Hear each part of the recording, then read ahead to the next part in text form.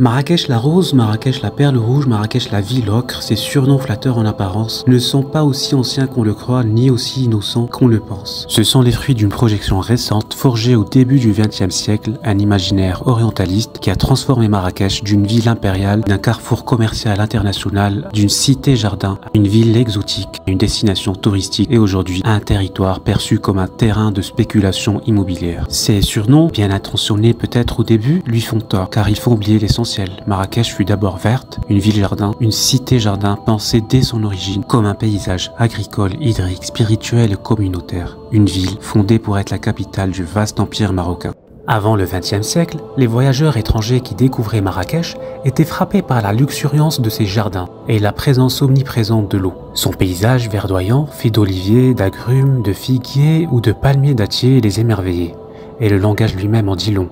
Ici, on parle de Arsa, de Jnan, de Boustan, d'Agdal ou de Riyad, bien plus qu'un simple verger, jardin ou parc. En 1925, le botaniste Louis Auberger évoquait déjà la richesse exceptionnelle du couvert végétal de Marrakech. Victor Ségalen parlait d'un parfum de menthe et d'oranger à l'entrée de la ville. Et dès 1905, Edmond Doutet écrivait qu'un sentiment esthétique saisit le voyageur dès qu'il aperçoit les vergers et les eaux de Marrakech. Mais aujourd'hui, quand on regarde ces jardins, on ressent peut-être la même nostalgie que Hegel au XIXe siècle.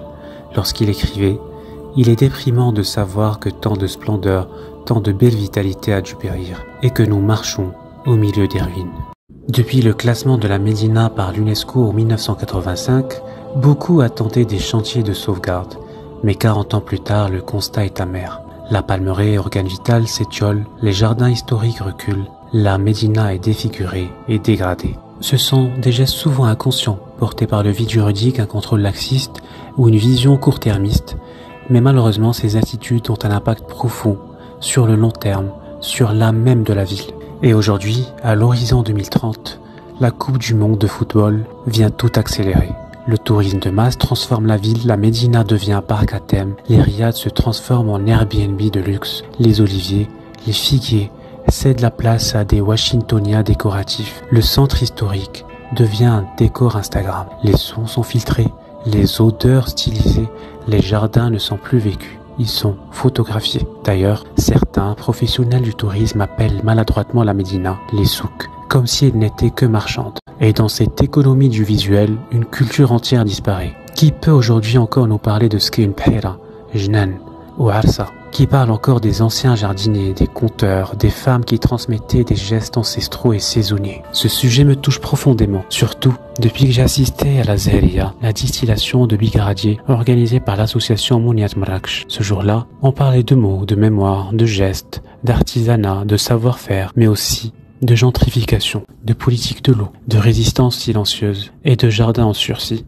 Marrakech n'est pas un décor, c'est une ville, c'est un organisme vivant, un palimpseste de culture, de saisons, de gestes. Et c'est cette ville-là, verte, fragile, complexe, que j'ai envie de défendre, de raconter et d'habiter. Parce que malgré tout, à travers les crises et les replis, Marrakech n'a jamais cessé de créer.